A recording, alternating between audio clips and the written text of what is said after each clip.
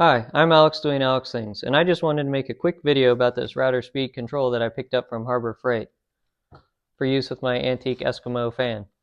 I'm usually pretty skeptical of stuff from Harbor Freight, but this was about $17 and seems to be pretty well made.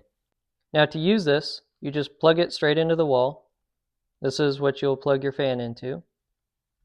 You have the option of just being on the voltage that your wall outlet is putting out, or you can switch it to variable, and then you can dial in the voltage you want using the adjustable dial. What I like about this is it has a fuse.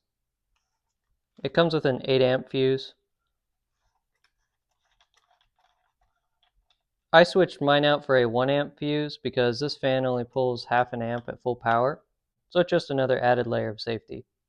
I'm going to go ahead and turn it on at full power just to show you how loud it is.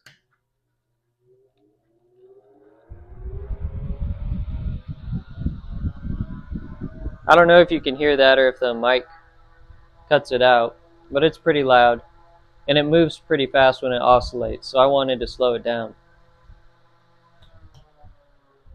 So that's about 90 volts, and you just simply control the voltage using this dial here. You can go all the way up to almost full power with the dial, and you can go pretty low too with it. I haven't gone much lower than about 70 volts.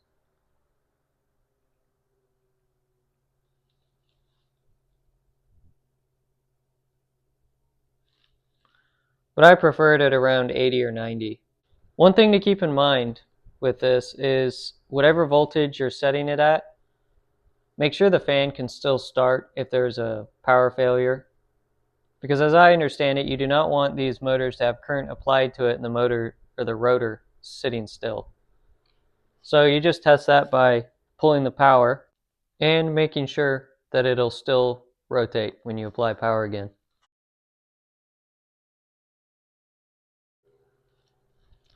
So again, it's at about 90 volts now, pulling about 0.35 amps, and it's about 18 watts. Let me turn on the oscillation so you can see the difference with that. Okay, so now it's oscillating at about 90 volts. Now I'll go ahead and turn it up to full power.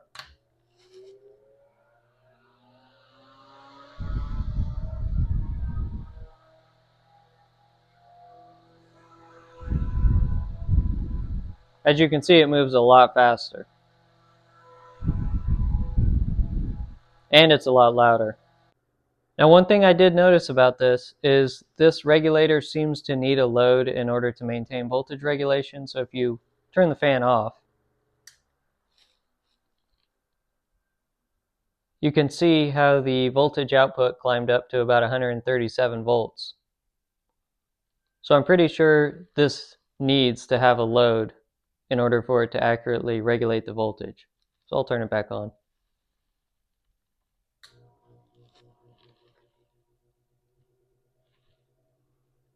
I hope you found this video informative, and I hope it helps somebody out there. I'll post any updates if I have any issues with it, but I'm pretty happy with the way it works. As always, may the Lord bless you and keep you. May the Lord make his face to shine upon you and be gracious to you. May the Lord lift up his countenance upon you and grant you peace. By the power of the Prince of Peace, Yeshua. Amen. See you guys. Shalom.